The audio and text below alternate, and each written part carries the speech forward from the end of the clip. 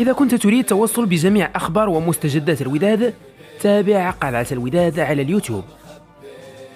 قال البحري مهاجم الوداد انه ما كانش عنده الزهر من يضيع البيلانتي ضد اولمبيك اسفي، المباراه اللي انتهت ب2-1 للفريق المسفيوي. وقال في تصريح صحفي: انا البيلانتيات كيبقاو غير زهر، وكون جا شي بيلانتي اخر انا اللي كتغنفذو. وقال انني ما كنتش خايف مني كننفذ ديك ركله الجزاء. في النهايه ديال التصريح ديالو قال: كنبغي نشكر اللاعبين على الاداء ديالهم في المباراه، ما كانش عندنا الزهر وضيعنا 3 نقاط، ولكن الحمد لله حيت باقي هناك مباريات كثيره لتعويض هذا الضياع. الوداد لا خوف عليه في المباريات القادمة وسيعود.